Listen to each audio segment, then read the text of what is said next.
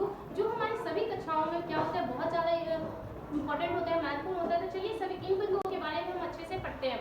सबसे पहला होता है कि प्राकृतिक संख्या होता क्या है। प्राकृतिक संख्या क्या होता है बच्चा, कि जो चीज गिनती में उपयोग की जाने वाली जितनी भी संख्या होती है, जिसके हम गिनती के रूप में यूज करते हैं, उसे हम क्या कहते हैं, प्राकृतिक संख्या कहते हैं। क्या, कौन सी संख्याएं कहते हैं, प्राकृतिक संख्या।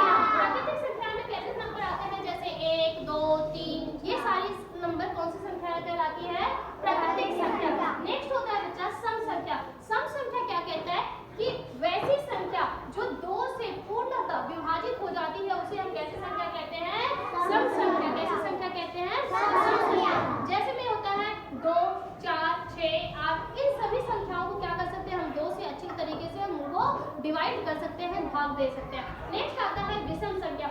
विषम संख्या क्या होता है बच्चा, कि ऐसी संख्या जो क्या हो, 2 से पूर्णतः विभाजित नहीं हो, उन्हें हम कौन सी संख्या कहते हैं, विषम संख्या। कौन सी संख्या कहते हैं, विषम संख्या। जैसे में आता है 1 3 5 7, इन सभी नंबरों को, इन सभी संख्या को हम 2 से विभाजित नहीं कर सकते। नेक्स्ट आता है पूर्णांक। नेक्स्ट होता है पूर्णांक संख्या। पूर्णांक संख्या क्या कहलाता है, कि धनात्मक, ऋणात्मक और शून्य से जितनी भी संख्याएं मिलकर बनी होती है, उसे हम कौन सी संख्या कहते हैं, पूर्णांक संख्या कहते हैं। कौन सी संख्या कहते हैं बच्चों, पूर्णांक संख्या।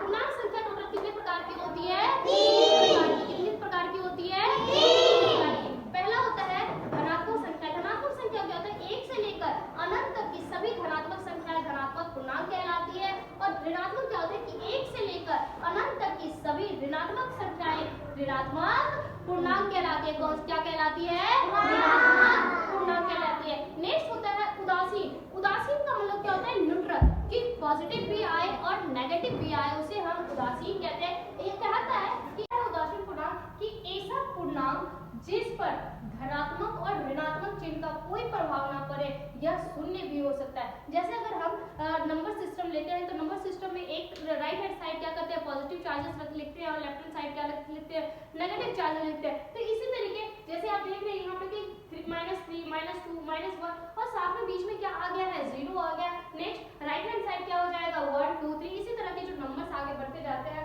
जिसमें 0 भी होता है, नेगेटिव भी होता है और पॉजिटिव चार्जेस भी होता है, उसे हम क्या कहते हैं, उदासीन पूर्णांक कहते हैं। क्या कहते हैं बच्चों, उदासीन पूर्णांक। नेक्स्ट है पूर्ण संख्या। पूर्ण संख्या क्या होता है, कि प्राकृतिक संख्याएं में 0 को शामिल अगर हम करते हैं, तो कौन सा संख्या बन जाएगा, पूर्ण संख्या बन जाएगा। कौन सा संख्या बन जाएगा, पूर्ण संख्या बन जाएगा। जैसे यहाँ पे है 0 1 2 3 4 5, ये सारी कौन सी संख्याएं हैं, पूर्ण संख्या। संख्याएं हैं पूर्ण संख्या।